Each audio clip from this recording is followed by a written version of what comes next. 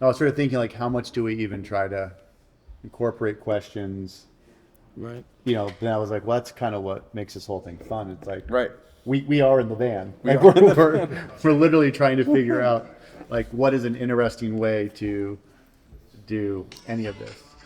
Do you guys remember there was an airline commercial? I've been thinking about this, but I can't remember who Yeah, it you was. want this more in the middle? You want this like what do you It's want? pick. I was picking up. Really? Oh yeah. It's solid. All right. It was an airline commercial. I think it was the late '80s, maybe it was solid '80s, but it was like this, what looked like an automotive, like a Detroit kind of clean, modern office space. But it's the CEO. And he's talking to like his like a decently sized team of like salespeople, or it's the head of sales or something like that. And he's like, I just got off the phone with a client. He's like, we're shifting to your competitor because I just don't know you anymore. Like, and it was funny because it was an airlines commercial, and the punchline was like, it was kind of shot in a stark, like realistic way, like, this isn't good. Like, we have a problem here. And he's like, and then he starts just handing out physical tickets to the different sales guys. Here you go. You're going here. You're going here. And he's like, and he's holding on to a ticket. He's like, what's that one for? He's like, I'm gonna fly out to talk to the guy who called me. And that's the end. And it shows like the little, like, I can't remember if it was Delta. It strikes me as being a Delta move. But the The idea guy who was, called me. yeah, the guy who called me. And the idea was, is like, you've lost your personal touch. You need to hop on an airplane and go visit people. He's like, all this technology is getting in between us and the customer. You got to go out there and it's that one. It was a striking commercial because visually it was well shot, but also because it was like appealing to like, why do you hop on a plane? Because you do business with people, not with technology or something like that. There was like a juxtaposition there, but I keep thinking of like, this is not like, we've been here before. We've been here before. Like when there was last time there was like some kind of like hard Scrabble recession or kind of like, we're really going to fight for your business. What do? You get on the road. Like you get on a plane, Right. you go talk, you go have dinner with the guy. Like you go sit down with those guys. Well, and bands do this too. I mean, bands. I think what would have been. I should check the date, but less than 2 years ago, Shinedown came through Salt Lake City, and I think they played a venue because for them Salt Lake was sort of off of their main markets. And I'll probably butcher this, but Okay. but the numbers are very similar, and I think they played it for like 2,000 people. It was like a 2,000 person show. Okay. And less than a year later, they came back, and I met up with them at that show, and it was I think it was 20,000 people. Oh my goodness. And I've watched bands do this, which is you've got your main markets, Yeah. and you kind of do your big tour, your sort of your big venue, but then they go do a secondary market tour, and they play all the in between places, right? Whereas opposed to 5,000 people, it might be 500 people, 1,000 people, but they still go on the road and they do a secondary market tour, right? Because you have to build up new markets, Yeah. right? You have to, and so it's not as profitable, right? Clearly, but you have to start connecting all these dots. You've got to make this spider web, right? Yeah. That somehow begin to connect. And which is crazy because by the time I went and saw them do Salt Lake, it had only been a year. And it was something like, maybe it was 5,000 people max, but I don't even think it was that many people. But less than a year later, it was 20,000 people. Sold out outdoor amphitheater area. And that's what happens when you begin to connect all these different little markets. And so kind of, I hadn't thought about it until you said that, which is a really interesting thing to kind of be working through. Something I think is really cool about doing this podcast is it's not this scripted thing we're going to go through all this, but it actually will become the sort of template for what I think the book becomes or the series becomes, like actually taking all the stuff and talking about it. And then also you could do research on the stuff too and say, hey, I want to break this idea down, or actually go get the real stats from that Shinedown show and interview them on secondary markets and what Right. and what that's like. And that's got to be tough for a band too, right? We've got all our major markets Yeah. where we're kind of rock gods, and now you want us to go do a, B-level market, off-market tour. Like, there's not a lot of energy there, but man, I remember I've seen Shinedown for the last 10 years do that every other tour. Every other tour, they do an off-market tour. And you're like, wait, a year ago I saw you in this stadium filled, and now it looks like you're in this like weird hall with like 2,000-3,000 people, right? It's like, yeah, but they're connecting all that. And it's funny when you also think in terms of major markets versus smaller markets, indie markets, right? People are everywhere. Now it makes sense that time, resources, money, you can only do so many things. But what social media has done is it has said, well, it's not just going to a major city anymore and trying to sell out where there's a lot of people that show up for punk or rock or hip hop. You can literally go everywhere. I remember 13, 14 years ago working on a hunting show, and we were in North Dakota. So it's about 15 years ago. And middle of nowhere, North Dakota, staying with this family. Where the hunt was. We're doing a hunting show for Zach Brown and Outdoor Channel, and seeing like a 16-year-old girl on the internet shopping. And I remember thinking, again, it's 15, 16 years ago. Prior to the internet, that girl in the middle of nowhere, North Dakota, would have no idea what's cool. Right. And what's funny now is everyone knows what's cool. And so it actually creates even more of a counterculture backlash. Everybody knows what's cool now. Everybody knows what a Kardashian's wearing, right? And so it's funny now is I can go up to Potlatch. These kids know what's going on. They know exactly what's going on in culture. They see everything, and they're like, you know what? I'm still wearing my hat backwards. I'm still going to have a mullet, and I'm wearing bedazzled jeans That's a really interesting. intentionally, Yeah. right? Yeah. Because now it's not just that they know of it and they're stuck with only one trend. Right. Now they can pick their trend, Yes. right? Like it's that available. Yeah. I mean that was just not the case, right? Yeah. You had tastemakers. And what's funny is I remember hearing about Post Malone from country people, ironically enough, because now he's dropped a country record. I was telling you, probably, I don't want to get into it, but probably one of the most, I think, profound records for some unique reasons in the last decade. But for some reason, Post Malone was connecting with white trash America, Yeah. right? When nobody cared. I mean, you basically have Kid Rock, and then you had Post Malone, who were like, these are my people. Trailer parks, those are my people. I will go play, which again, it back to getting in the van. Post Malone was like, I'll go play rodeos. I'll go play not just outdoor venues and state fairs, but like I'll go play that rodeo, right? And he was connecting with an audience, because you don't just drop a country record, X amount of years into your career. He was reaching out to this culture. I mean, he knew what he was doing. And so I think that just goes to this idea that, what was the question we had asked? Like, I think it kind of goes to that question. How do you create awareness? How do you Difference. stand out? How do you stand out? How do you stand out? How do you stand out? How do you when there's a lot of noise and there's a lot of other people in the room or in the market? How do you stand out? Yeah, How like do you it's differentiate? oversaturated or over. Yeah. And I was saying that I don't think people should be trying to stand out. I think people should be trying to connect. And when you're trying to stand out, you're trying to somehow, hey, look at me, I'm different. There's something different about me, as opposed to saying, well, this is what I'm into, this is what I like to do, these are my interests, or this is what our company's into, these are all the things. And then you try to find people that are like-minded.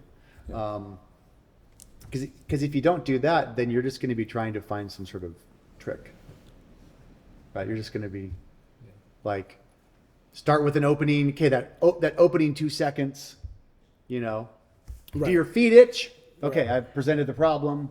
I've gotten their attention, right? Yeah. And there are those things, and they do work. They get me all day long, But even doing this podcast is, you know, we got done yesterday. We did some clips, posted one, but I was still thinking like,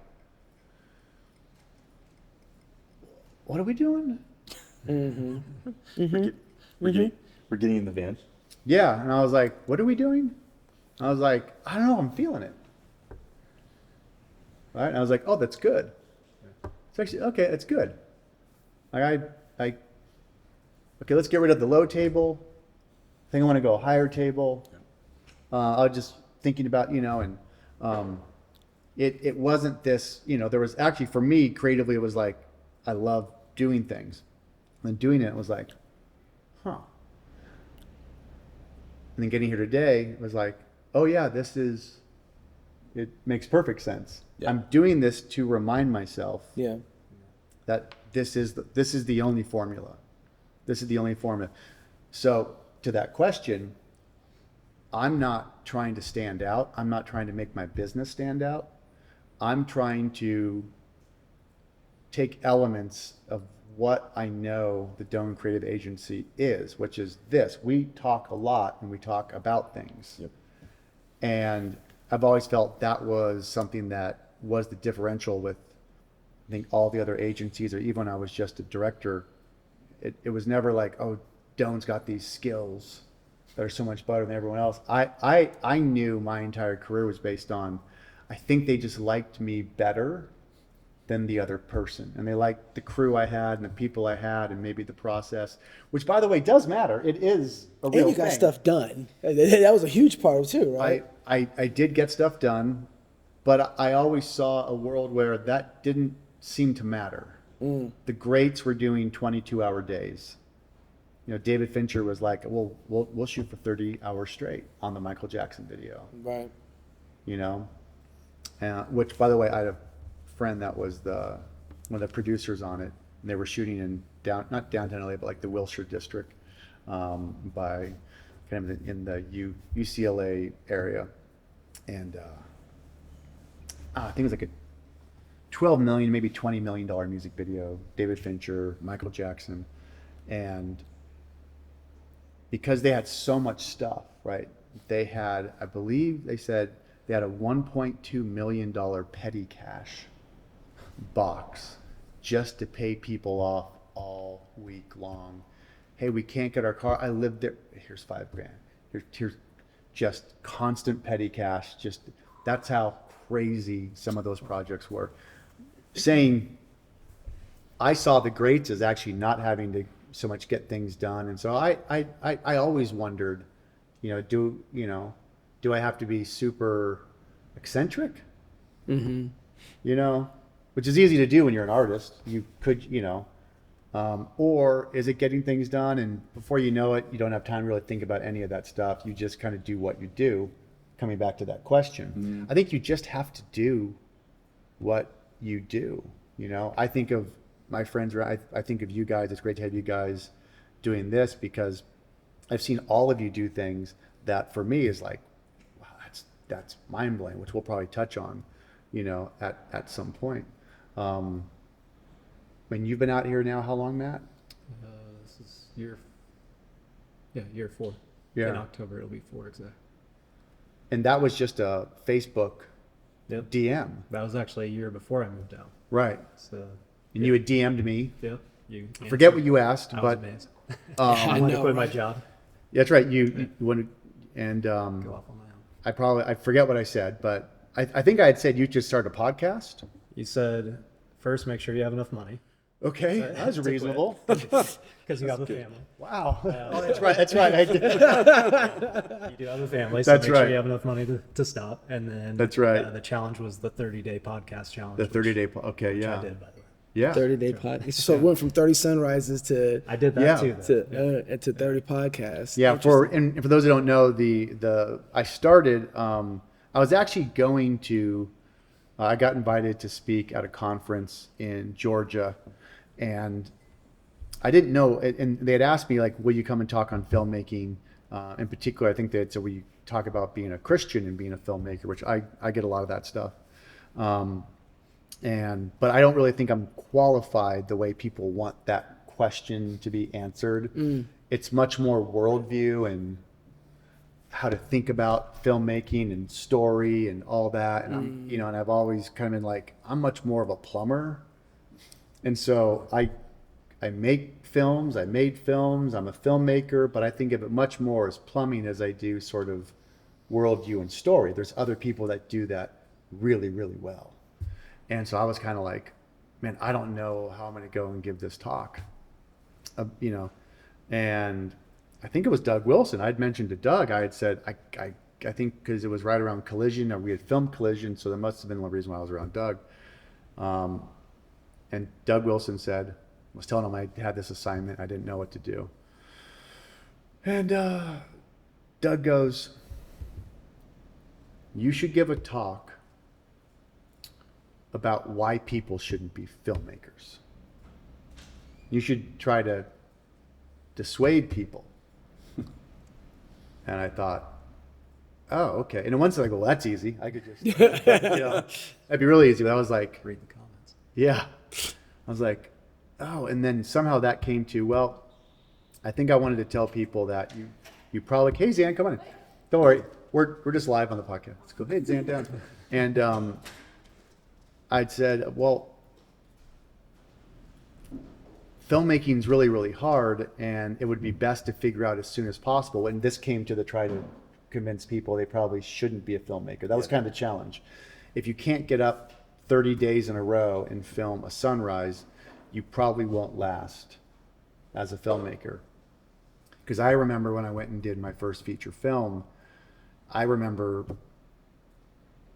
day 10 waking up just going, I don't know if I can do this. Day 1, like, let's go. But day 10, day 15, day 20, I felt so buried. I was like, this is I don't know if I was cut out for this. But then something around like day 23, day 24, there was this, I think I was made for this. And somehow it got to 30 days. I actually don't think it was a 30-day shoot, but we got close to that. And I thought, man, that would be the best way to test yourself. And because mornings suck. It's really fun to think about being an artist at midnight. It's not fun thinking about being an artist at 5 a.m. That's right. So I thought maybe that would be the challenge. And could you go and film a sunrise for 30 days and cut that together? Which you ended up doing. You did it. Oh, yeah. You did it. And interestingly enough, probably 9 out of 10 people that did that challenge are incredibly successful today. Somewhere around arts, film, video. I mean, it really is this thing. And then I just sort of eventually transitioned into, well, you should do a podcast for 30 days. And then I even lowered the bar and said, can you just post 30 days in a row? No. Anything. No. Lunch for 30 days. People can't do it. People still can't do it. I had a very good friend who was like, I got this. You know, Darren, come on, stop. And then he's like, day 21, he texted me. You know, he was like, I didn't post today. Because there's something about the monotony, just this. That's being in the van, driving to another city, another town. Are we really going to drive to another town? There might be 5 people, or they might not like us. Yeah. Can you do it over and over and over again? Like that was the 30 sunrises, the 30 podcasts.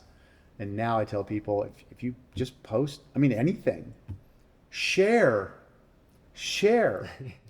30 days. You just lowered the bar again. I'm All like, right, just share something. Just share like 30 this show days. right now. Right. Practice on this one. Ask Darren now before he raises the bar. Okay, yeah. Because he's going to be like, morning, post once a day, and podcast. Well, look, do all 3. And if somebody really wanted to get here and they really wanted to spend time here and come to the DCA, what do I got to do to get in here? I would say that, like, you've got a really good chance if you could post for 30 days. I mean, we got the Nut Rocks here. I remember around day 10, it was like, there's a lot going on. You were like, because it's exciting at first, right? And then 10 days in, you're like, is this going to be every day? Right. And then it just doesn't end, right? Like it just doesn't end. And that is, you can check audio? I'm always checking audio. You checking audio? Somebody said they can't hear. I'm like, wait a second, hold on. I hear fine. Okay, that's on them. Yeah, they said we can't hear with headphones. I'm like, I'm hearing you just fine. All right. Because eventually you get to a project, right? And we've all had projects where you're just like, this isn't ending. Yeah. David, you okay with that? Oh man, but I mean, I don't even care if it's a project you love. That's still the reality of it. We won't give details because I've probably got as many as you. Okay. I probably still have legitimately 5 projects that would be close to feature length in some way, shape, or form still sitting on hard drives. 5. Why you do that, man? Oh, How many you got, David? 3. You got 3. 3. How about you, Matt? And anything sitting there? Yeah.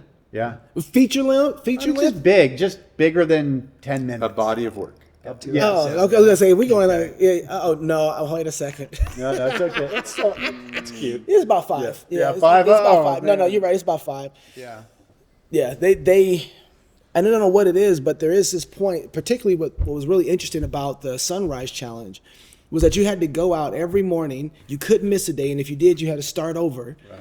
And then you had to edit what you had just made in the same day. Right. So the grueling reality of going to film is one exciting aspect of it, and finding location, that's one thing. You film it and you really love it. But when you sit back and look at what you just made, now you got to come to terms that it wasn't as great as you thought it was. Right. And you still have to work with it somehow and make it work and presentable and editable and engaging. And you're like, And I still don't know what you guys made. You and Marcus, I think, made a movie about making the 30-day sunrise and missing every sunrise. right, that's correct. So I was already working. Oh, that was the other thing on top of what you had said was if you're working, that's why this is a great challenge. Because if you're working, you have to say, I really, really, really want to do this as a filmmaker because you have a full-time job. Yeah. And so you got to figure out the time. You already know the time you have to do it. Somehow before you go to work, you got to figure out how to get And out it's there. probably not going to Sheffield Lightheart did it Yeah. in the winter here. There's no sun. Right. It rises at 11:30 in the morning. Right. No knocks on Sheffield. No, it wasn't that bad. But like he was just like, there's no. What do I shoot? Yeah, and he just with these dark That's shots. right. It was dark. That's right. It was super dark. Because Marcus and I were already working full time.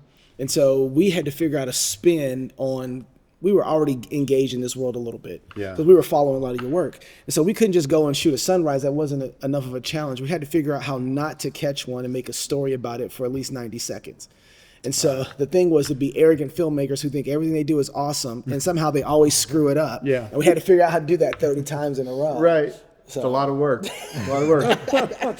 I remember talking to you, I think it was during that time when one of us had joked or said something about, people always brag about being in the lab till 3 a.m. We're up till 3 a.m. in the lab, just cooking it up, right? And at some point we had joked, we said, yeah, but you're waking up at 2 p.m. Right. You're still, yeah. How come you didn't get up at 4 and do 3 hours in the lab? Right. And then get to work? Exactly. And that comes back to that. What does it take to do anything, especially when there is this allure of it being something that you actually think is kind of not a job?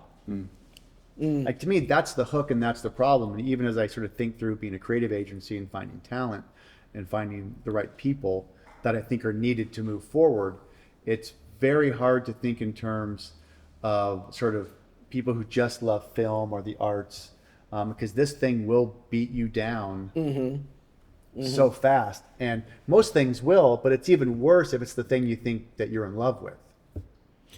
I want to press in on the question that was asked a little bit and drill down. So let's say that you had a brand coming to you and said, Mr. Dawn, we got a brand here. We want to figure out how to get more exposure. What kind of things are you bringing to them to say, okay, this is what you need to do? in order to get more exposure. So it's one thing to have a person who's like, hey, I want to get more exposure out there and get more attention out there. Yeah. But if you got a brand that's actually, let's just say, somewhere between $150 to $200 million Yeah. company Yeah. that is figuring out that they don't, because you can look on some of these large company Yeah. sites and they don't have any attention to some 15-year-old TikToker that's Right. kicking their butt in the Yeah. same sphere, right? Yeah. So then what is it for them in that point that they need to be doing to try and develop?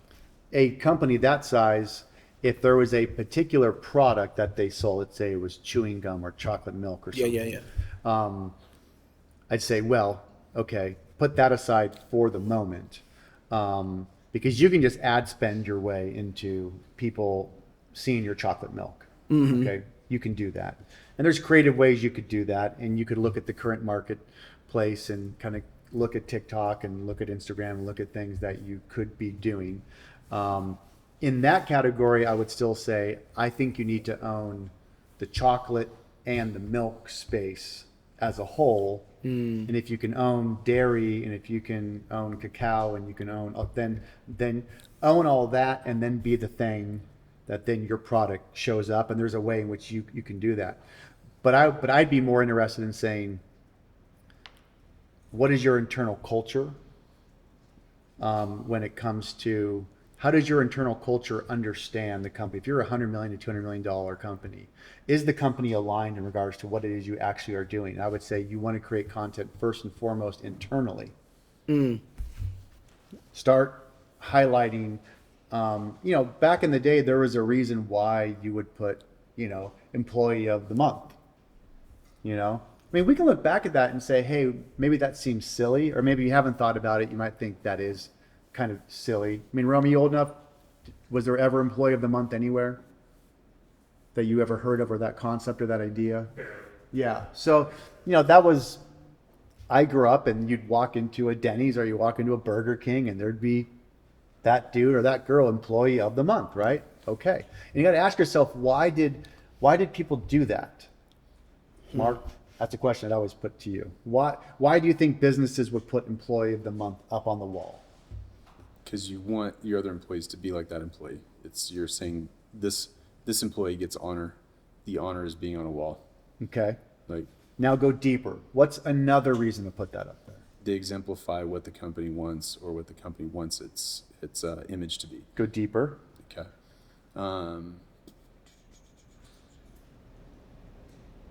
Or jump in. Yeah, we're jumping. Yeah. Looking at standard. Yeah, so there's pieces to it where kind of like there's a defined I don't know, like descriptive rule of behavior that this person is the best at. He's the closest to the template Okay. ideal that Okay. the business has put out there. They also want to keep that person. There you go. You want to keep that person. You want that person to feel good, Yep. right? Yes, it's all those things. Yeah. But you're also wanting this person to feel really good about working at this job, There you go. especially if it's that job, right? And I guarantee you, if you're employee of the month, everyone that was employee of the month probably in some way, shape, or form got somebody they knew, if not their parents, in that month to see. Look what I just did. Right Yeah, there. Right. Right there. Okay. So everybody, every company does this, right? I would argue I don't, but every company does this, which is how do you keep employees? I am answering your question. Yeah, I know. Yeah. How do you keep employees, right? How do you keep people happy? And even when I talk about this concept, I'm like, how can I do it cheerfully without being rude and mean and negative and, and so people try to manufacture this internal company culture to keep people. Because people, no matter if it's your dream gig, 10 days in to being in the van, you start questioning everything. Do I really want my dream job? Did I really, man? And then the boss looks over and goes, I don't know. Matt looks like he's a little, let's do Friday Burger Day. Yeah. you know? I'm smoking some burgers. You know, let's do company retreat, get everyone together. You know, you joke about the trust falls, but there's still new versions. We just saw someone doing a trust fall. We were just looking at LinkedIn, and there was a company we were looking at, like they did a trust fall thing like last week, right? How do you build? Companies are trying to replace every single thing that humans apparently need and that they don't get anywhere else anymore. They don't get family, they don't get friends, they don't get culture, Purpose, meaning. purpose, meaning. So if we just throw benefits out there, if we just throw a benefit scenario, Wacky Shirt Friday, you get to do 3-day weekends, you get to do like, you know, the ping pong tables, which I'm sure all started is a really nice thought, you know. But now you look at the major companies, the sort of Googles and the Adobes, and you go visit those facilities, and they truly, it's not hyperbole, they have made them a place where you never have to leave. That's right. Beds to sleep in, masseuses, health, food, chefs, Daycare, all it's that. a whole nine, Daycare. How do we keep you here? Yep. Right. And so, a long way to answer your question is, if a $100 to $200 million company says, Darren, what would you do? I'd say, you need to truly start telling stories internally about your company, who you are, and who the people are. That's it. Now, when you highlight that, you're not highlighting John had 40 days, you know, with no safety issues, and Sally had, you know, X amount, you know, like these are all like, they're all weird pat on the backs. Like, I mean, it's shocking to me that we treat adults like that.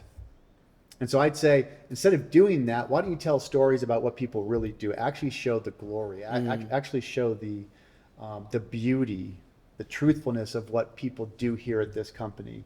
Well, there's, you know, what's that magical about some dude over at Schweitzer on the floor in his first year there, like putting things together?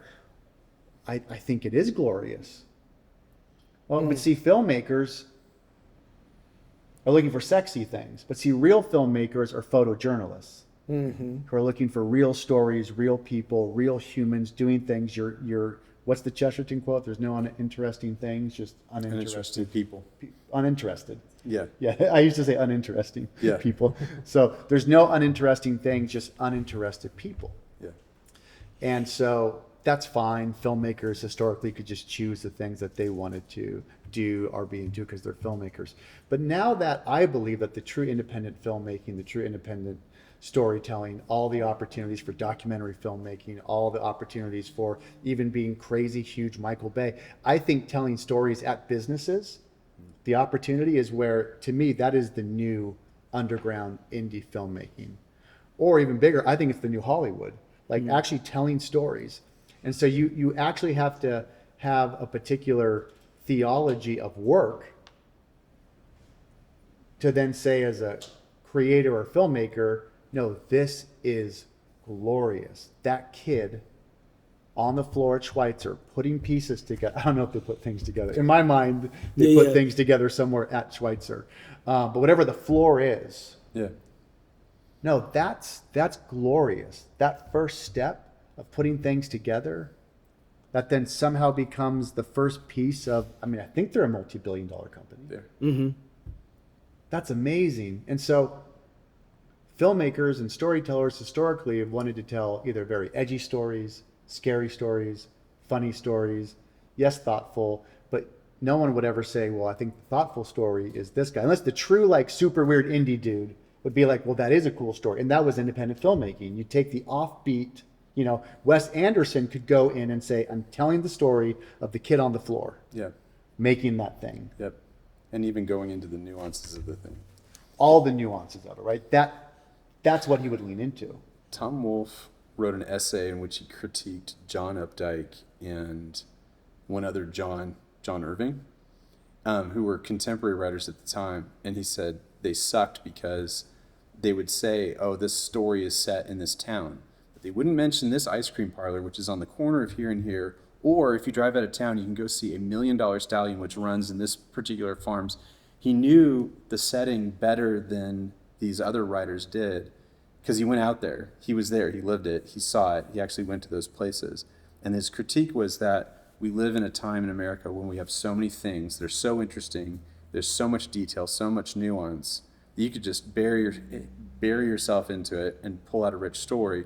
But these guys just stick their characters in an unnamed house in an unnamed street in a general part of a county somewhere, and then they just fester and nothing really happens. And that's why that's why they're terrible writers. And by the way, that's why people are terrible marketers. Yeah, That's why people are terrible advertisers, because they think that's what people are. Right. Right? That's it. But Tom Wolfe went there, understood the jokes, learned what the nuances were, Yep. learned what the codes were, right? And then articulated that in a way that would truly bring that to life. That is modern day communication. That is modern day social media. If you want to get like super pedantic in regards to marketing and advertising, Right. is you don't just make ads for 18 to 35-year-old women. As Gary Vee has pointed out, an 18-year-old woman is very different than a 35-year-old woman. And the fact that we've put this 18 to 35 demo of women that we're reaching, let alone in Palo Alto, 18-year-old girl, let alone, Atlanta. Like, pick your places, right? Barstow, right? Pick your places. Potlatch versus Moscow. Moscow versus Lewiston. Lewiston versus Seattle. Yeah. Right? Seattle versus Moses Lake. There are people there. Yeah. And when you communicate to them, I think Tom Wolfe is the template. He is the paradigm for how to communicate today. Every piece of ad, every piece of content that's communicating something should be thought of through the lens of Tom Wolfe. How would Tom Wolfe understand this community and this culture and then either communicate to it or about it, right? And when you say community or culture, you're talking about your own brand, right? Right. That's part of it. Right. That's really important. I'm sorry, I didn't mean to Yeah, interrupt go. you. Because it was just watching your trajectory going through this. I'm asking you, how do you get out there and get attention, right? And you're like, well, your brand, if you don't know who you are, you don't know who you're trying to reach and what you guys do, you have no recollection of what makes you valuable, right? What values do you bring? What is it that makes other people's lives better that you do, right? And how do you make, I love to take this term from David Bahnsen, what do you do that creates human flourishing? Right. And when you build those things internal, you're only, and when that's busting at the door, it literally is going to bleed out from you everywhere else, right?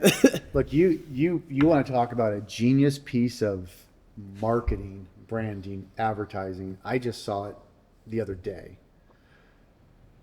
Jelly Roll is doing a partnership with Hotels.com. Pretty sure it's Hotels.com. Caught my eye because I book everything on Hotels.com. And so it was on mute, and I was like, unmute. I see Jelly Roll, like kind of in a red, they sort of color of their sort of palette color for Hotels.com, like a red orange. And Jelly Roll is giving tips about being on the road and hotels. Like, this is the dude that's been in the van. Yeah. He gets it. And he's giving tips. And the tip that he gives is, you wait for the night shift before you call down and ask for the extended checkout. So, because the night shift will give you anything. He's right about that. Now, that's funny. We can go, that's great. That's brilliant, right? We could sit around even if we were creating that, right? If we sat down and had that idea and thought, hey, we're going to go pitch to Hotels.com, right? It would take a minute before reasonably we would all say, or somebody at Hotels.com would say, that's kind of breaking the rules of like you're kind of like, hotels might get upset at us. Right. Like, you can't, like, you're showing crafts, trade secrets. Yeah. Or like you're kind of showing against each other. Yeah, you Day know, shift versus night shift. right? Day shift, night shift, all that. You could think of all the reasons why not to do that, and they'd all be valid. But somehow that got through. That I have been saying for years, which is as soon as your competitor decides to break every rule, like even if you say like I got my market share, they got their market share, and we both do fine. We're 5 million, they're 5 million. They're 200,000, we're 200,000. 200 million, 200 million. And we're all safe, right? But as soon as the Ozempic knockoff shows up and it says, "Are you tired of being a fat ass?" Yeah, right. What? And all of pharma would go, whoa, whoa, Yeah, whoa. allowed to say And that. they don't name it Ozempic or they don't name it Zastra something, whatever, but and they name it like, fat no more. Get rid of big backness. Yeah. And everyone would be like, you can't do that. Right. You can't. Who do they think? You can't. And it would change the game. Or that square pill, or whatever. Like Right. That square pill, right. Yeah. And as soon as that happens, then everybody begins to panic because somebody just broke the rules. And that's getting in the van, that's showing up to a venue, and maybe it turns out that you got the opening slot and there's 3 bands after you and the kind of headliner is pulling in 500 people. And you got the opening slot, so maybe 100 people are there. Then you just start, end of your set, you just start destroying. You start jumping into the drum set, smashing a guitar, doing something, and now all those 100 people are the 100 people out kind of, but they come and they watch, and all of a sudden it's like, who is this band, right? So even though you've been in the van, got the opening slot, you do something, you take advantage of your moment, right? Now that is standing out, right? There's an example of how do I stand out.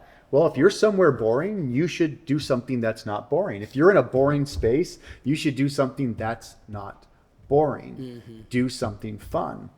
That Jelly Roll, Hotels.com, I think it's Hotels. Can someone check to see if that's the actual? that is brilliant. And all of a sudden, that's going to force everyone else to go. Oh, and by the way, this is a great example. When we were at SSAB, filming Steel Mill, Yep. we're sitting in the break room, and this is 2 years ago, 3 years ago, Yeah, 2 years ago. and older guy there, said, "Hey, I heard you do music videos." Yeah. He goes, "What do you think of Jelly Roll?" And at the time, I hadn't heard Jelly Roll. I knew of Jelly Roll because he was on tour with Shinedown. I go, I heard of him. He goes, "Man, that Jelly Roll." And this guy's like in his 60s. Love Jelly Roll. I end up meeting Jelly Roll a few months later. I go see Shinedown on tour. Jelly Roll's there. And after his set, there was time before Shinedown went on. I was just going to hang in the back. He was there, introduced myself. "Hey, man, how you doing?" "Cool, great." And I tell him that story. Yeah. And he goes, "Man," and if you see Jelly Roll, you just know, like, this dude's so cool. He's so nice. And he goes, "Hey, man, if you ever need anything for steel workers, you call me. Anything you need for steel workers, I'm in." Okay. And a year later, I see kind of an opportunity, and I kind of float it by someone, and they go look at Jelly Roll stuff, and they're like, "This dude's a convicted felon, smoking weed all the time on his Instagram. His wife was like a escort, and we can't. It's not a. I don't think we can be associated with that, And then Jelly Roll just gets bigger, and he's actually losing weight now. He's like Gary Brecka, just gets bigger and bigger, and then wins Grammy, and now he is the biggest artist in the world, and people would kill to do anything with Jelly Roll, right? But there was a time, and this is my job here at the agency, is to be thinking more about this stuff. You guys have different roles. I've sort of started to make my role more like I continually want to be thinking about these things and what matters and why these things matter. Jelly Roll 2-3 years ago would have had any major company saying like, "We get it, kind of cool, but he's got tats on his face and he's smoking weed on his Instagram. We can't do that. That's not a good brand fit," right? 3 years later, anybody would kill to have Jelly Roll endorse their brand. And here's Hotels.com, which I'm assuming is a pretty buttoned up, Yeah. straight-laced. I don't think of them as being a wild No, not at all. brand. And here they are with Jelly Roll making content, making ads on social media. I'm also assuming Hotels.com is a pretty big company. Is it? Okay. You see what's the valuation of Hotels.com? I'm curious what size of a company. Relative to the Steelman.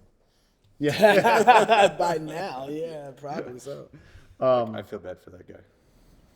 And this opens up, I think, a whole new category of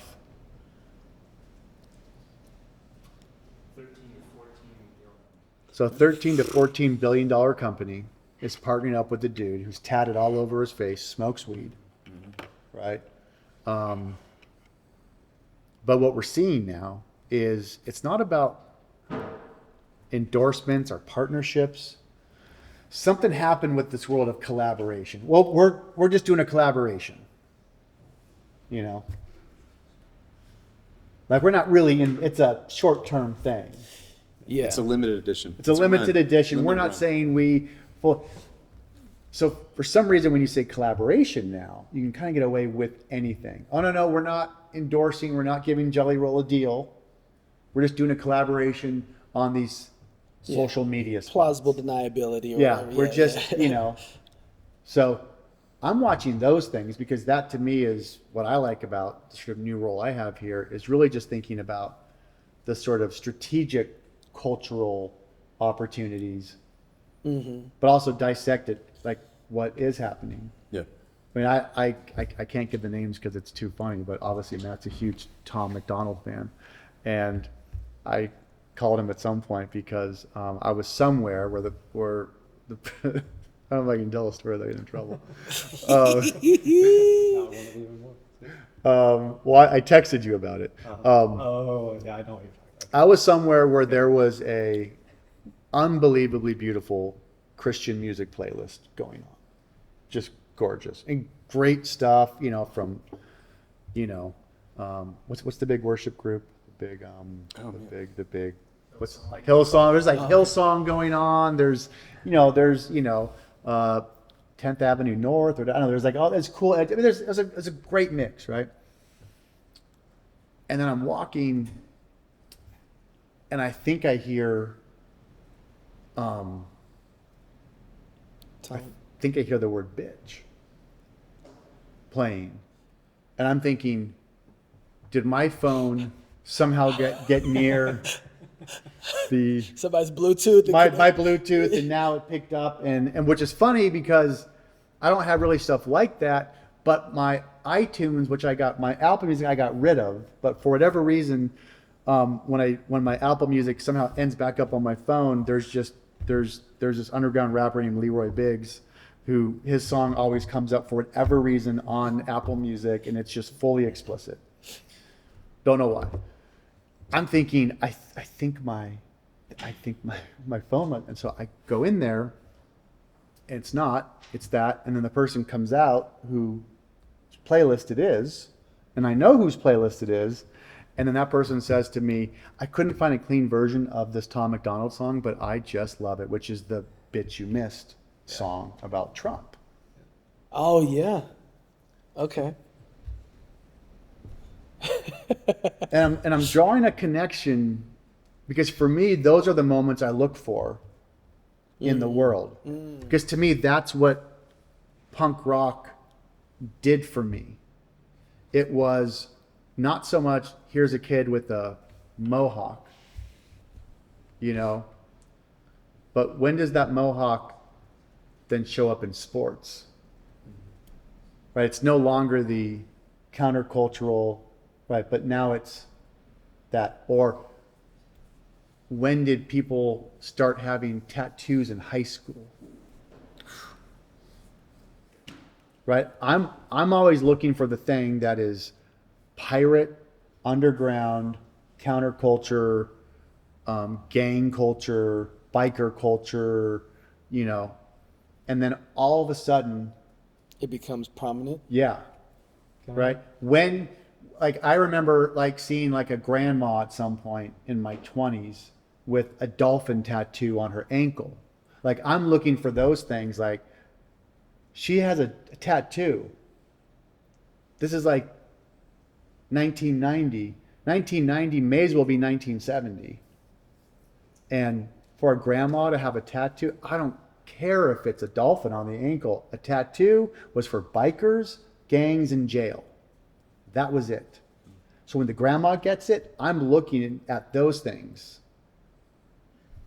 You just make me think of In your dolphin tattoo's fine. Right. I've I never. was thinking maybe she went to I jail, maybe love she it. rides It's a lower bike. back. Yeah, Anyway. your Oh, lower back. right, I'm gonna is- scoot over. Right. But what you're making me think of, correct me if I'm wrong here, but you're making me think that there's actually, maybe contrary to popular thought, via social media even, a humility that people are coming to of being able to see the message instead of the outward scariness. Like Yeah. with Tom McDonald, Right. that individual heard a message that they were familiar with or agreed with, and they were able to get past all of Tom McDonald's language and able to get past his tattoos and all the other things because they liked the message. Jelly Yes. roll too. Same thing with jelly roll. Jelly roll. Yeah. Yeah. Versus thing. before, it was all external. We have to put the facade on. We have to have everything looking good. Yes. We know we're corrupt inside. We know that, you know, Right. Doug cheated on his wife last week. Right. But we can't, Right. we can't have that stuff known. Right. We're pretty and pristine and clean. So it seems like now there's even more so a humility that people are having. I don't know if it's humility. Well, I think there's a freedom there too. My observation on it is just that it's an observation. I'm sure I could take a moral sort of take on this whole thing. Yeah. That's your other podcast. That's where you get to do that. My observation is just what's acceptable now. What can you do? What can you get away with? I remember just 5 years ago, I remember all the best practices about social media even 5 years ago, which was, I remember thinking, I may not want to like something because if someone was to see that I like something and then went to that profile and then looked at that person's profile and there were like half naked girls on that profile, I don't want to do that. Yep. That's right. That was 5 years ago. Yep. Who are they following? Do you see what they're following? Right. You see what they're like? Like, that was 5 years ago. No one does that today. I don't even think about it. But now even likes are going away. No, See? that's right. So watching all this and understanding all this, that's why I think it's important to be thoughtful on all these things. Be thoughtful on culture. It's a real thing. And so from a branding standpoint and messaging standpoint, what can you get away with? What are you allowed to do? If you don't know those things, you can't be effective. Especially if it's a war for attention. If you don't know how the game is being played, right? Like, and yes, there's going to be divides. I don't get a lot of terms, but that kids are using. But there was a time when people our age historically would now be telling the youth what to do, what to wear, because we would get into positions of power. We would now be in charge at Harley Davidson or Nike, right? And so we're the gatekeepers. We're the older people. We're here now. We can do that, right? And so we could still force whatever we wanted, right? I mean, we could give lip service to kids. Like, you kind of want to be, what are the kids doing? What's hip and cool? Okay, but we're still going to do this because I have a sense of fashion, and I've been looking at the last 75 years of fashion, and I know what I want to do and all that. All of that's over now. Because of social media, every single subculture gets to define what they want to do and how they're going to do it. And that is completely messing all the sort of the old paradigm. I mean, it's destroying the old paradigm of tastemakers in that sense. Not just gatekeepers, but like tastemakers. What does that mean for brands then? It means that brands actually have to be thinking either communicating truly at their level, meaning that if you're trying to sell something to somebody 14, 15 years old, 16 years old today, and let's say you drop a piece of content, and in that content you use the word feral. Okay? Now, would that mean anything to you? Yeah. Depends on what context. Okay, but there is a context for it. Sure. How would you use it? Feral. Yeah. I mean, I guess it still kind of has like a animalistic, Right. you know. It's Right. not like it's not like a Gen Z, like a more of a Gen Z. Right. Zan, how would you use feral? I don't. I think like How do young kids? How did young kids use it? like if you're going feral or like just someone being just like kind of crazy as hell feral. Right. Going feral on this burger. Yeah. Or like, That wasn't the context I was. Like going feral. oh, you're saying this burger makes me feral. Yeah. Okay. Huh. Revert back to animalistic tendencies. I owe my parents an apology. Well, but this is okay. So your question was basically, well, What does that do how for does it affect brands? Right, yeah, yeah. Well, there was a moment when feral was that was a term being used in social media, people posting and doing Yeah, that. yeah, yeah. So in that week or that 2 weeks, you drop a piece of content I see. speaking that language, and then 4 weeks later, someone's like, by the way, no one's saying feral anymore. Now we laugh and joke. Oh, you're an older guy, Darren. What are you talking about? No. I listen, I ask, I talk. What's going on? And so now you used to have young people at your company so that you could get sort of cheap labor, and eventually they would learn to be like you, and they want to climb the ladder, and you would teach them all the ways. And it was nice to have young people, maybe have your ear to the street a little bit. Yeah. But now that 14-year-old might have their own shoe line, right? And so they're communicating that week to sell something, speaking that language. And now we live in that world where everyone is speaking their own language, communicating. No one is trying to, no one's punching up anymore to try to get to the respectable positions. That's huge. You Right. gotta double. Say it again for the people in the back, right? Because The young kids don't think they have to learn how to speak the way the older generation does. We did. We thought we had to learn eventually to do that, drive that car, do that thing. How do they speak? How do they get there? The 2 generations below us and the third one coming are siloed completely into their own grammar, speak, jokes, terms. I mean, I use the skibbity toilet example because because at some point someone's going to make a skibbity toilet joke reference yep. in a joke, knowing that it's old and it's outdated. See, T just laughed. I don't even know what I mean. Right. But there's a 10-year-old right now who is going to be voting in 8 years. That's right. And then someone's going to make, a skibbity toilet joke, and there's going to be a bunch of 18-year-olds like cracking up, Yeah. like, I can't believe this made a skibbity toilet. Take me back to my childhood. Oh, That's great. or Roblox. Yeah. T, did you play Roblox? A little bit, not really. Never really got into it, but our friends were totally. Right. Yeah. Like there's a noise in Roblox that I don't know what it is, but there's a noise, I guess. And I remember hearing Post Malone talk about he was doing a song where he was sampling that noise.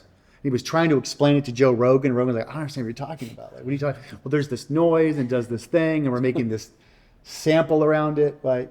But so that's Post Malone looking down at a culture, not looking down, but saying, how are they talking? How are they communicating and doing things that speak to them? So to your question about marketing and advertising, it used to be when you had gatekeepers, you could just do what you wanted and force what you want. You could force the message.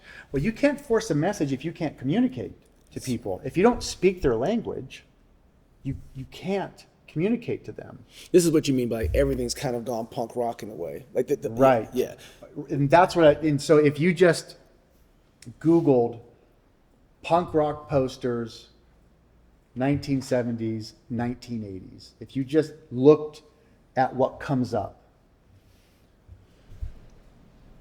you would be shocked of all these different kinds of bands and drawings and artwork and flyers, and some are just words and fonts, some are really well drawn, black and white, some are super detailed skulls and skaters, and you would see like, wait, so and then if you were to ask somebody like, well, tell me about these bands, and someone said, well, 7 Seconds is totally different than Bad Religion, and Bad Religion is totally different, than TSOL. And TSOL is totally different than Wasted Youth and Black Flag. And there's two Black Flags. You had an original singer, then Henry Rollins, and Henry Rollins goes solo, but that poster image is he's actually, and they're all, was that bit? No, they're all different types of bands and they all communicated differently.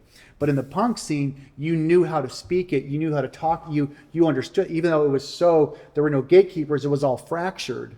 But then you get a band together and a band would say, I want to start a band. I'm looking to do something kind of like Black Flag meets like Rites of Spring, meets, Minutemen. Okay, cool. And if you knew so they're going to be short songs, but they're going to have this, this melodic part. If you knew it, you could speak punk.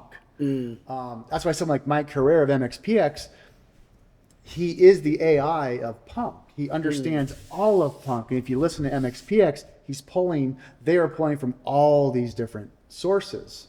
The world is now broken up that way now.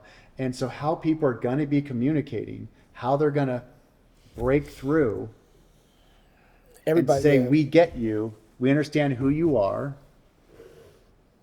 is going to be, it's a completely different game today just because of that. And the fact that you could also geo-target where you're then, It's kind of like, too, saying, we were talking about Geechee. yeah, right, yeah. Right? The old world is gone then. Yes. Like, I that's think what- it's gone. 'cause I think it's gone. This is interesting because when you were talking about yesterday, I don't think people are understanding that like that old world kind of passed away. So you don't have an option anymore. Either you're getting in the van and you're going on the tour and you're doing those events Right. to learn the culture, or you're not going to exist, or you're going to have a very slow death, right? It's Book of not an Eli. option. Yeah, exactly. Eli. Exactly. Have we all seen Book of Eli? Mark, have you? I know, I got you. I failed you. Okay, right. And I won't do that again. I promise. We will get that fixed. Okay, it's Mad Max. Yeah. Okay, pick anyone. Okay. It's true. It is. If the world is post-apocalyptic and you got to go from A to Z, and the only way you get there is on foot, and people are trying to kill you, steal from you, murder, rape, extort, That's good. all that, right? That's good. It doesn't matter what your thoughts are That's good. on that. You just have to make it. Yeah. Look, You- and it's you- about a book too, so I should have watched it, but Okay. I haven't yet, right? It's probably the best analogy I can think of that every business is in right now. I get it. I don't think we should live in a world where you have to go from A to Z and worry about getting shot, killed, raped, extorted. Like, I think that's horrible. Right. I think it's absolutely horrible. I do not like it. But that's where you're at. And so every brand, every business today can see their customer. They can see the consumer. But to get to them, they have to get through social media. And in order to get through there, you're going to have to for them to get through there, you're going to have to figure out how you get in front of them in a world that is now trying to do all these things to them before they can even contemplate working for your business, buying your product, enjoying your service, thinking about subscribing. Like, that's just the way it is now. And that's probably the number one thing that I try to get into the heads of businesses. But they're sitting at one side going like, yeah, but we still got money here. Like, we're still fine. Oh, yeah. Like we're okay. I say, oh, okay. You had to tell the story about, because I'll mess it up if I try, but I'll set it up. If you talked about 100 brands or 100 punk rock artists decided to make their own beer. Okay. Do you remember that, how you laid it out and you were like, that you do 100 beers, you times it by, I'm totally messing this up. Oh, got it. Yeah, You know what I'm yeah. talking about? You'll Well, say it much better because that's what's happening to every brand right now. Yeah. And they think that it's just one entertainer or one TikTok star or one, Right. right? yeah, And it's yeah, not. yeah. That's a good. Yeah, I was making the observation based on my wife Natalie had ordered me. You guys have seen them, those awesome cool pants I have. I think they're awesome. Yeah. Taylor Stitch, check them out. They're amazing. Oh, I do like those. They're though. sponsors of the podcast. No, they're not. In that case, those are the best pants. I'm telling you, fantastic. So my wife saw them. I don't remember her telling me. She probably did. But then they showed up and she said, I got these for you. And I put these pants on. Somewhere between like I don't even know how to describe them, like a pair of sweatpants, but somehow like knitted. Yeah. But I don't know. That's right. Right. And I just fell in love with them. I was like, these are the greatest. Like, I love these. And then I went and then I ordered like 3 more. There were 3 different. I ordered 3 more, and I think they're like 130 to 160 bucks a pop. Okay, that's how I roll. I don't roll that way. That's the joke. Like, I go to Walmart and I buy a pair of jeans. Right. I go to Target and I buy a pair of jeans. My mentality has always been like, because I destroy them, I beat them up, and so okay. I actually really like Target's jeans. I mean, after a month or two, like, they're folding up and they're weird. Like, they do fall apart, right? But I like wearing those. And those are $20, $30 pairs of jeans between Walmart and Target. Right. And I buy 3 more pairs of Taylor Stitch. 1, 2, 3, almost a $500 purchase. And for that moment, $500. They've taken me off the market for everywhere else that I shopped. Now, if Walmart's looking down, Target's looking down, they look at Taylor Stitch and go, Yeah. it's a blip, right? Right. Whatever. It's $500. But now that we live in a world where there is boutique after boutique after boutique brand popping up, even if it's a hobby, think about even if it's just a hobby. Matt Bain has a hobby doing leather goods. He made me a wallet. He made no money on that wallet. He has not in any way, shape, or form made profit on doing leather goods. But he made me a wallet. And I love it, still do. And I've had it for About 3 years. about 3 years now.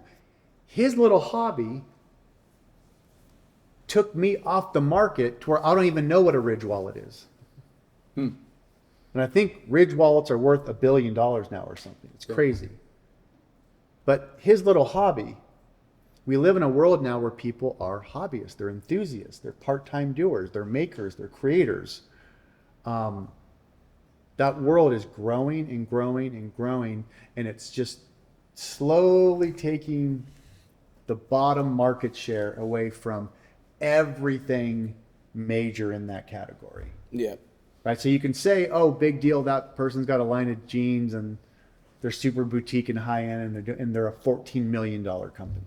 To your point, $14 million company, it might be another one, 10, another. Next thing you know, it's $100 million that's been taken away. And my wife found those pants on an Instagram ad. Right.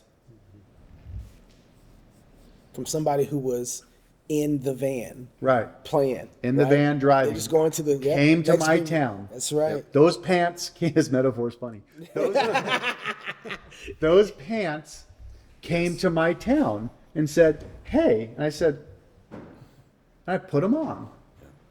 That band said, hey, and I listened to a song. You're here telling everybody about them. Right. Like, And it's- here I am now going, I think Taylor Stitch. And then summer rolls around, like kind of gets in, like, and I'm like, I need a pair of shorts. I wonder if Taylor Stitch has shorts. I need kind of a summery shirt, button up. Yeah. So now they took my shorts business, they took my shirt business. Oh, it turns out they had shirts as well. And it's more expensive. Yeah. Right. Explain to me how a boutique market steals my business and makes me pay more. Right. So there's really 3 different types of vans then, as you guys are talking. Like, you're restricted in the sense that you either have to get in your own van and go. Somebody else's van is going to come to your property and take, or you're getting in the moving van because you're done. Right? I love that. And by the way, collabing is going on tour with another band. Yeah, that's right. As you say, that makes me think, well, yeah, hey, or why don't we all get in the same van together? We'll get a bigger van. Let's get 2 bands Yeah. to tour together. That's a good takeaway thought. What's your takeaway thought from today? This is inescapable. Like, you're not getting away from this. And I think people keep thinking that almost like it's just going to level out and things will go back to normal. And like, this is the new normal. I keep thinking Old Testament, New Testament. That old world has passed Yeah. away, and people don't understand that. And it's so hard sometimes to get to understand, like, everything. There's not like another option outside Right. of the van. Right. There isn't it. You either jumping in the van or you're going to get moved out in another Yes.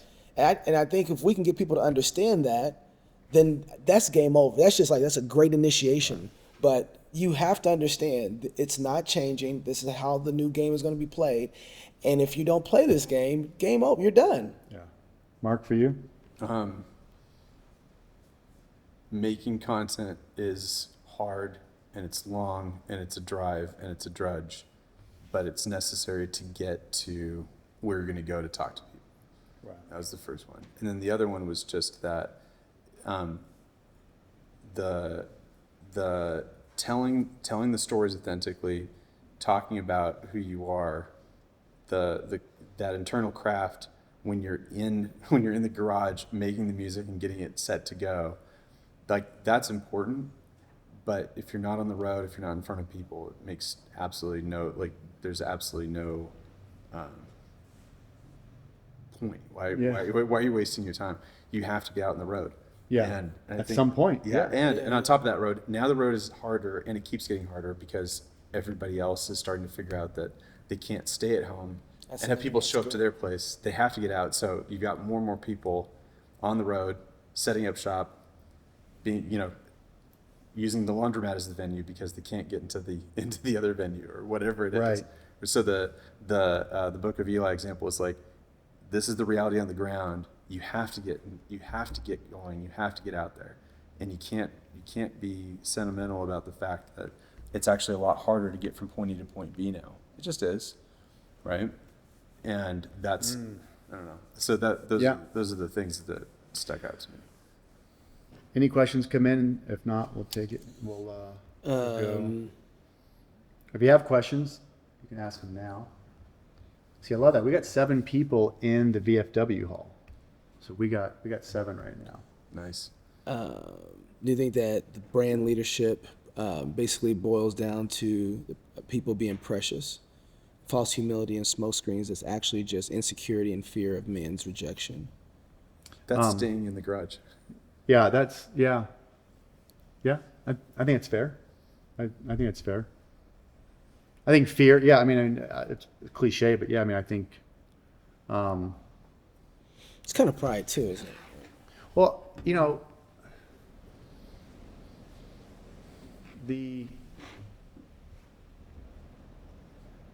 it is really hard to fail. I mean, it's very, very hard to fail.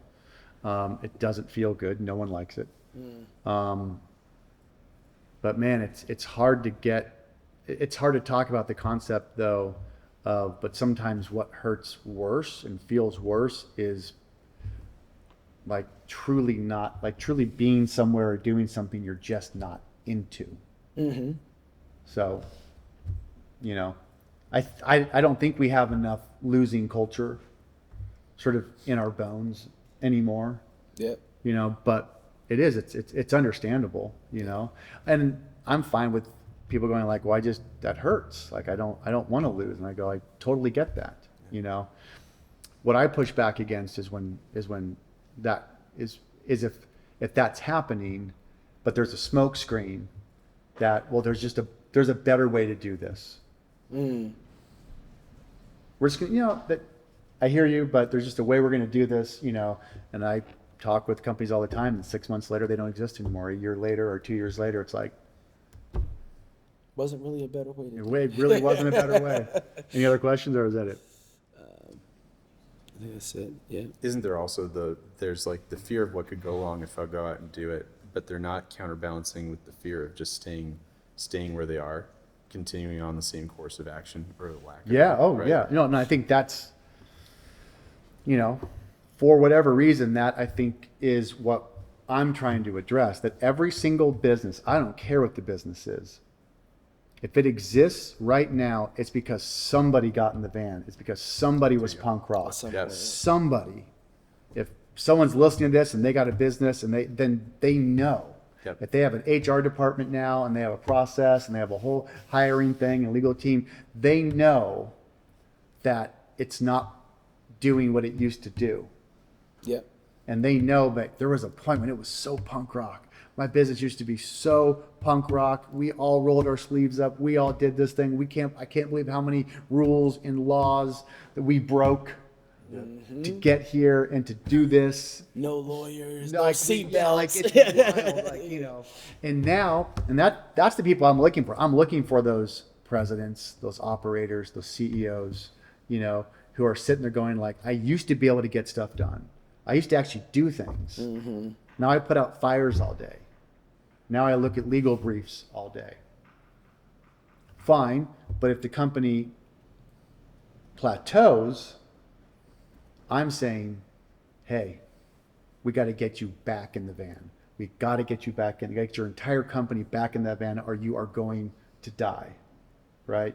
You're actually now just putting everything back in the garage, hoping this thing runs itself, that a miracle happens. But you don't stay in the garage hoping for a miracle. You get out of the garage, you get in the van, and then you hope for a miracle. Right. But you don't hope for a miracle in the garage. Miracles don't happen there. They happen when you get in the van and you drive and you go and you're scared. That's where miracles happen.